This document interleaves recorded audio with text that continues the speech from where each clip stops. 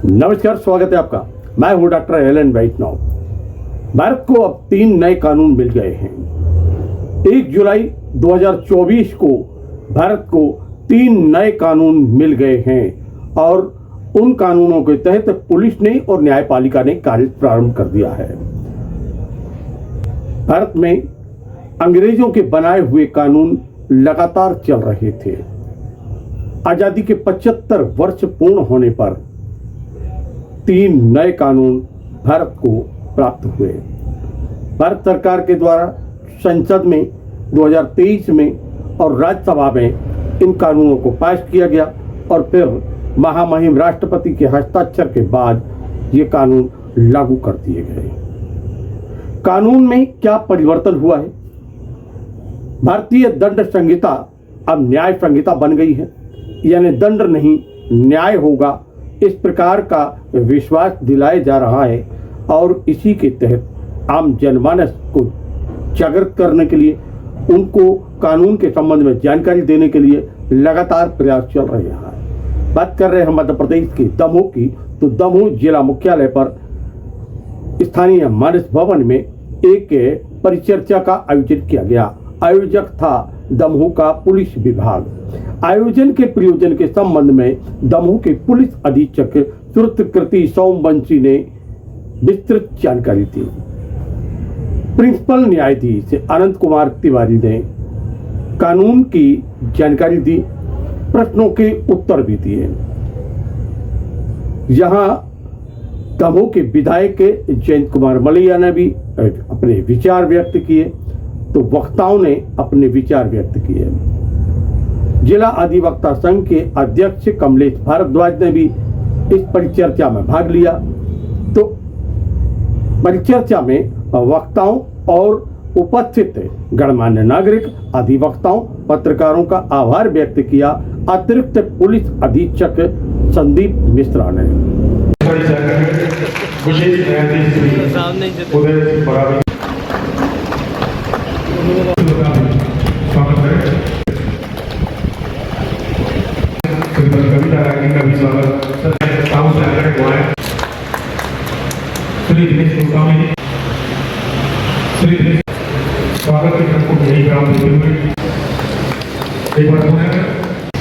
ये 2023 में जो 3 मेजर प्रमुख आपराधिक कानून इनैक्ट हुए और 1 जुलाई से मध्य प्रदेश में और बाकी देश के प्रदेशों में लागू हुए हैं, उसके संबंध में आयोजन किया गया है।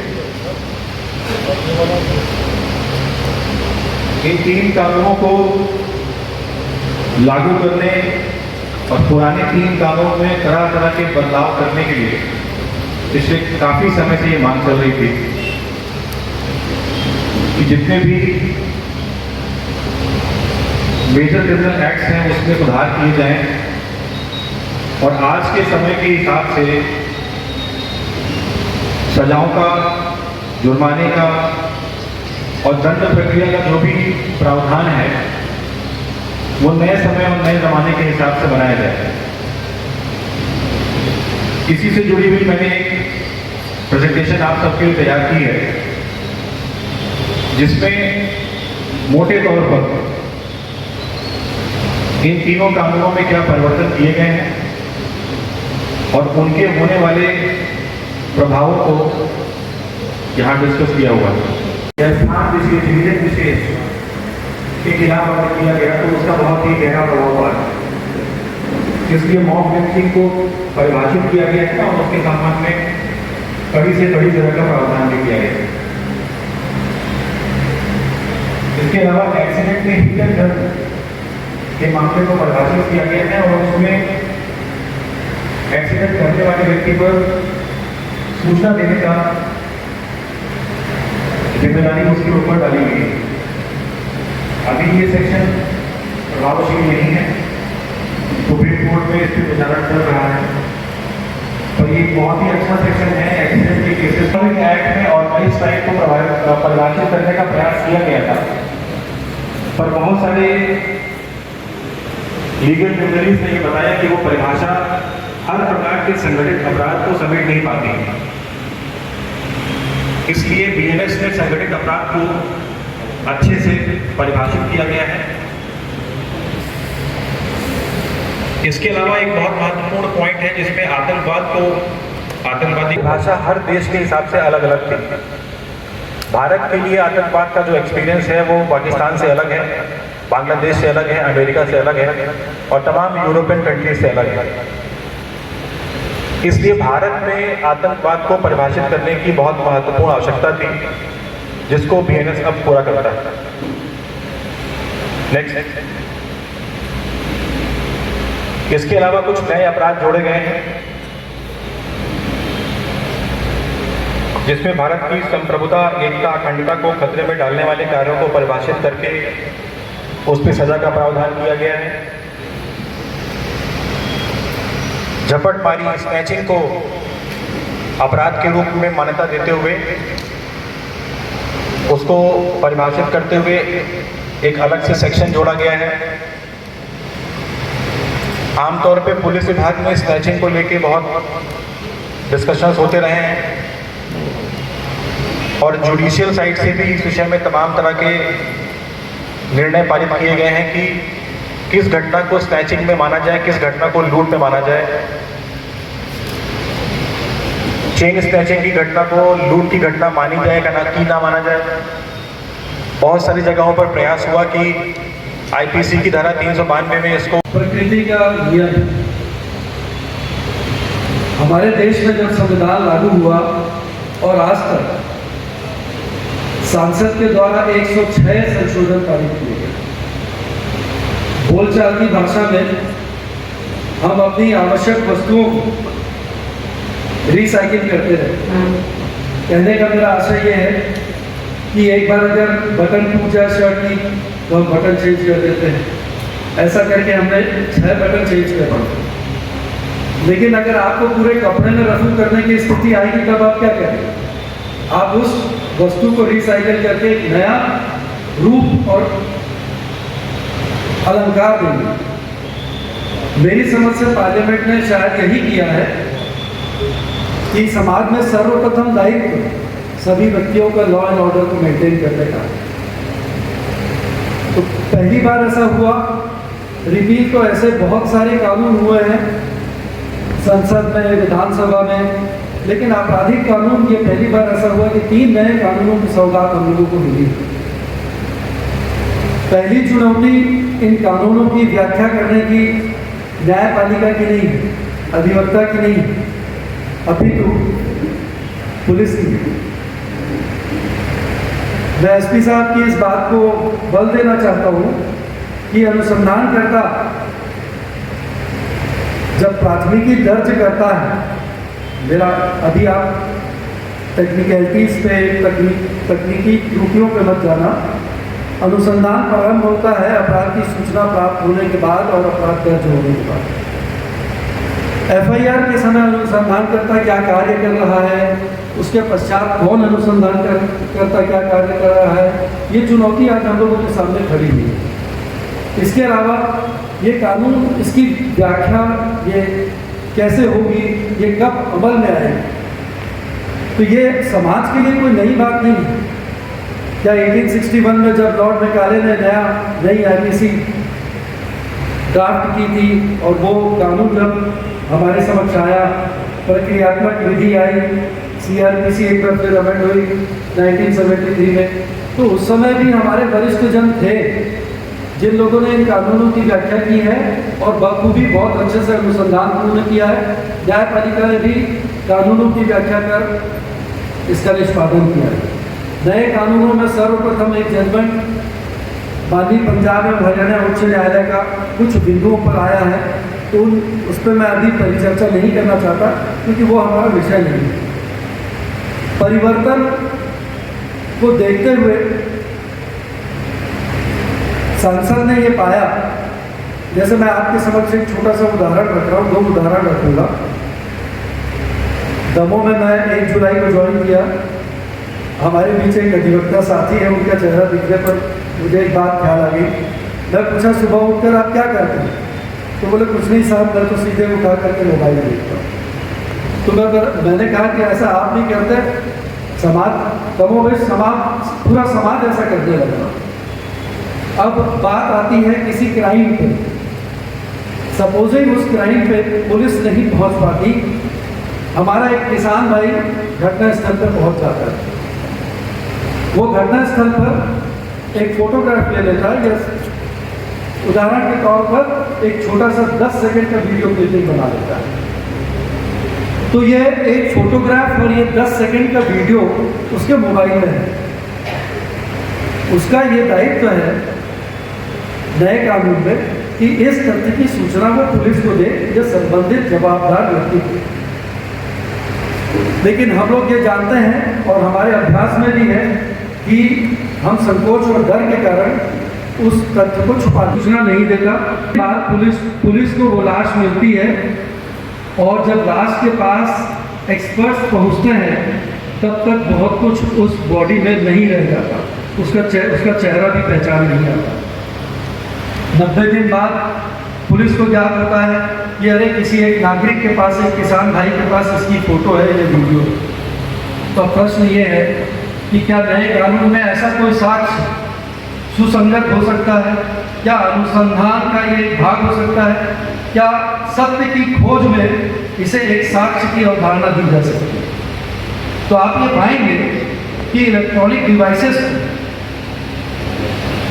नए संशोधन के तहत साक्ष्य अधिनियम में इसे एक मूलभूत साक्ष्य माना गया। इनसे सामाजिक स्तर पर लोगों में भय व्याप्त रहेगा। एक बात और है कि अभी तक न्याय और विवेचना में जो विलंब होता था उसको कंट्रोल किया गया। इस नए कानून में यहाँ तक प्रावधान लाए गए हैं, यदि आरोपी गिरफ्तार नहीं होता है तब भी उसकी ट्रायल न्यायालय में चालू रहेगी। अभी तक लोगों में भय नहीं रहता था कि अरे तो खराब है, देखा जाएगा भविष्य जब पकड़े जाएंगे। लेकिन नहीं, यदि आपको सजा होती है और उस दौरान 3 वर्ष के दौरान आप न्यायालय में अपील करने के लिए उपस्थित नहीं होते हैं तो वो आपका अधिकार समाप्त हो जाएगा और उसके बाद पूरी आपको सजा भुगतना पड़ेगी। ये तो ठीक है, लेकिन इसके बावजूद एक हर व्यक्ति के मन में बात रहती है 300 लोग अपराध कर दिया और उसको ये बोलने के लिए 103 पढ़ना पड़ेगा। कानून में जो 511 धाराएं थी IPC में उनको कम करके 358 किया गया है। राजगुरों को समाप्त किया, आतंकवाद को परिभाषित किया गया। बहुत सा देश में जो कानून लागू किया। हमारे देश में भारतीय दंड संहिता 1860 में लागू की, तब से लगातार चलता आ रहा है। और फिर पिछले वर्ष 2023 के दिसंबर में लोकसभा से और फिर राज्यसभा से भारतीय न्याय संहिता पारित होकर राष्ट्रपति जी के हस्ताक्षर हुए। और कुछ कारणों से अभी तक क्योंकि आचार संहिता थी, अब 1 जुलाई से ये नया विधान लागू हुआ है जिसमें कुछ धाराएं बढ़ाई गई हैं, कुछ धाराओं को संशोधन किया गया है और कुछ धाराएं हटाई दी गई हैं। ये जैसे SP साहब ने बताया, आदरणीय DJ साहब ने सारी बातें बताई। मेरा सुझाव है SP साहब कि जिस तरीके से आपने जिला स्तर के ऊपर ये किया है, हर जो आपका थाना स्तर पर इस तरह की बैठकें आप कराएंगे और जनता को अवगत कराएंगे। इसमें सबसे कम जानकारी होती है तो वो पब्लिक को होती है। हमारे पुलिस वाले बंधु सब जानते हैं, ज़्यादातर चीज़ें जानते हैं, और परंतु जो आम नागरिक हैं उनको नहीं पता है कि कौन सी धारा हट गई है, कौन सी धारा में संशोधन हुआ है, किसमें क्या हुआ। जैसे पढ़ रहा था कि 12 वर्ष से कम उम्र की युवती के साथ गैंगरेप करने वाले को मृत्युदंड दिया जाएगा। ये नया प्रावधान है और समय की मांग ये होना चाहिए था। इस तरीके की और भी बहुत सी चीज़ें हैं, कुछ चीज़ों में लोगों की शंकाएँ हैं। मैं चाहूँगा अगर मंच के पास समय हो तो 10-5 मिनट 15 मिनट हमारे जितने भी मित्र आए हैं दमोह के अलग अलग क्षेत्रों से, कोई डॉक्टर है, वकील तो खैर ठीक है, वकील लोगों को तो उतना मतलब नहीं है, कोई सार्वजनिक जीवन में है, कोई व्यापारी है, इन लोगों के अगर कोई शंकाएँ हैं तो उनका निराकरण हो सकेगा। मैं एसपी महोदय को बहुत बहुत धन्यवाद देना चाहता हूँ कि उन्होंने एयरपोर्ट साहब एंड अधिवक्ता साथी को, हमारे सभी अधिकारी को, जितने गणमान्य ये जो गोष्ठी रखी गई थी इसमें आप लोग सभी उपस्थित हुए, हम लोग अत्यंत आभारी हैं। मैं इसमें थोड़ा समराइज करूँगा, मैं जो थोड़ा अपना वो बोला है उसको मैं समराइज करना चाहूँगा थोड़ा इस तरीके से, जो क्वेरीज आई हैं बीच में कि जो आप लोगों के साथ ने बताया है, जैसे सभी विद्वान लोगों ने भी आपको भाषण दिया, जैसे बताया कि अपने यहाँ जो IPC 1861 में बनी मैकाले जिला कमीशन ने लागू किया, वो लगातार चलती रही। अपना जब नया संविधान बना तो उसी को अपन ने अडॉप्ट कर लिया। मल्टीपल जितने लॉ थे वो सभी अडॉप्ट किए गए। अडॉप्टेशन ऑफ 1947 से 50 में जब लागू हुआ तो उसके बाद अडॉप्टेशन रिपोर्ट निकली है, मल्टीपल लॉ अडॉप्ट किए गए हैं। इवन हमारा जो पुलिस एक्ट भी है उसको भी अडॉप्ट कर दिया गया। जो इसी तरह CRPC 1898 में थी, जब 1973 में नहीं बनी, क्योंकि सेपरेशन ऑफ पावर में के तहत बहुत से राइट्स जो कलेक्टर साहब को थे वही जुडिशरी को दिए गए थे। तो separation of power constitution article 50 properly work करे, इसलिए ये 73 में चेंज भी थोड़ा हुआ था। उसमें डीपो को भी हम लोगों को अलग कर दिया। मल्टीपल छोटे छोटे चेंज थे जो ड्यू टू कॉन्स्टिट्यूशन किए गए। कॉन्स्टिट्यूशन जब बना उसमें ये डिबेट हो रहा था कि हमारे फेडरल स्ट्रक्चर में लॉ कैसे लागू होगा, तो इसको क्या कॉन्स्टिट्यूशनल प्लान रहेगा IPC CRPC ये सब जो लागू करने का। तो उसमें हमारा जो फेडरल स्ट्रक्चर कॉन्स्टिट्यूशन का बन रहा था देश का, उसमें अलग स्टेट्स के अलग अलग नागरिकता नहीं थी। तो उस IPC CRPC को उन्होंने संवर्ती सूची में डाल दिया, पुलिस को स्टेट सब्जेक्ट कर दिया।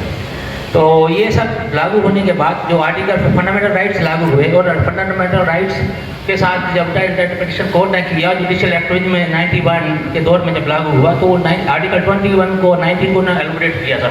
इवन आर्टिकल 14 जो रूल ऑफ लॉ है उनको एलिमिनेट किया माननीय सुप्रीम कोर्ट ने। और बहुत सी चीज़ें जो लॉ में हम लोग को मैंडेट चाहते थे कि वो सोसाइटी चाहती थी, क्योंकि लॉ तो सोसाइटी को गवर्न करता है।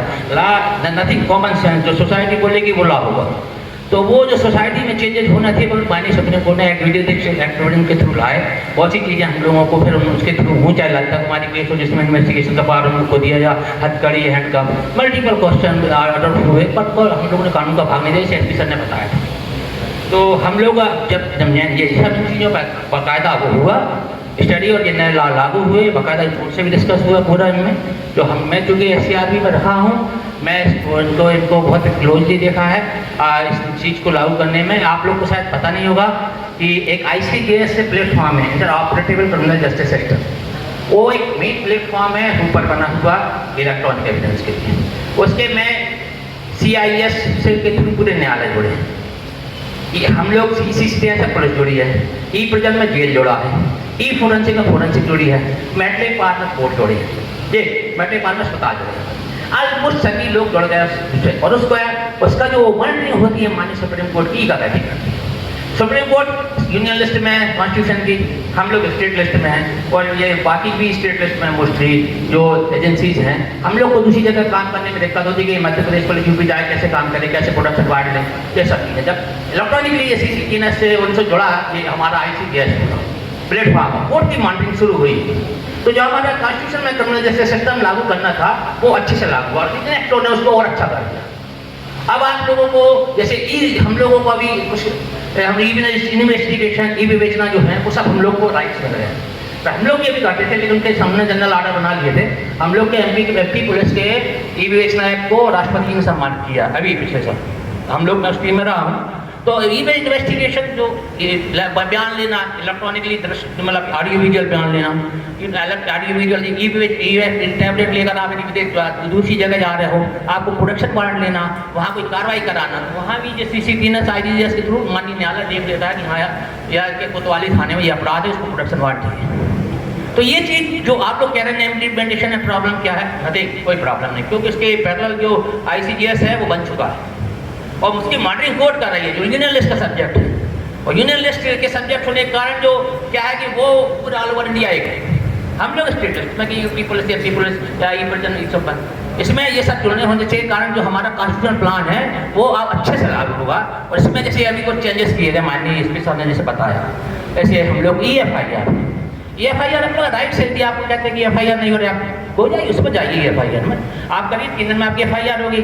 जो कि मॉनिटरिंग कौन कर रहा है? ICJS से कोर्ट कर रहा है। आप नाम बढ़ा के लिखो, घटा कर लिखो, फेयर इन्वेस्टिगेशन करेंगे। 156 CRPC में फेयर इन्वेस्टिगेशन था, ऐसा नहीं, कोर्ट इंटरप्रिटेशन किया, अभी इसमें भी है, पर इसकी मॉनिटरिंग आप कोर्ट करेगा। तो हम लोग का जो क्वेश्चन होता था कि पुलिस ने कर दिया, वो नहीं होगा।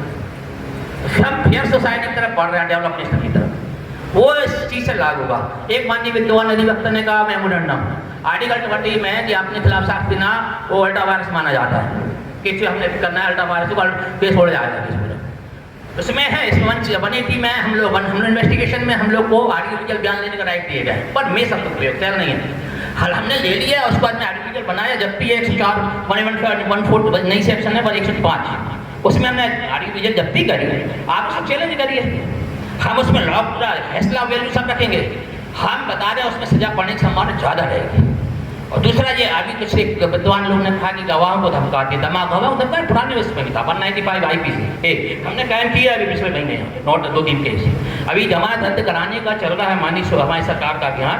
हम लोग ने उसमें भेजे हैं बहुत से केस, जो बाकायदा ISP सर ने बना के केस भेजे हैं, पर आपको हिम्मत करना पड़ेगी, क्योंकि आप जब नहीं बोलोगे तो आप ही तो बोलोगे तभी तो हम FIR लेंगे। नहीं तो पुरानी CRPC में 44 में तो आप बॉन्ड है, यदि आप नहीं बता रहे तो हम जब हम कह सकते हैं आप सामने खड़े आप नहीं बोल रहे अपराधी, हम लोग नहीं करते थे।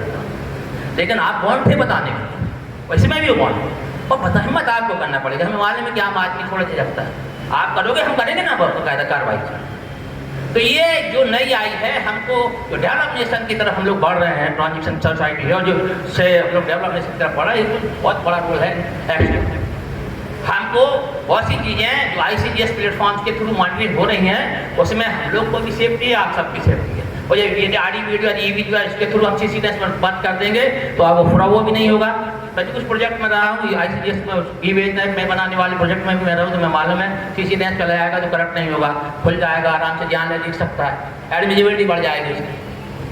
उसके लिए बाकायदा न्यायालय में भी उनके बाकायदा पायलट प्रोजेक्ट चल रहे हैं। माननीय हाईकोर्ट की कमेटी है जो अपने यहाँ MP सभी जगह अपने यहाँ MP में हम लोग बैठते थे, वहाँ पे प्रशासनिक अकादमी में वो बाकायदा समीक्षा करती है। आप लोग ये नहीं सोचिए इसमें पैरेलली गवर्नमेंट का और पूरे सिस्टम का वर्क चल रहा है, ला उसके बाद अभी आया।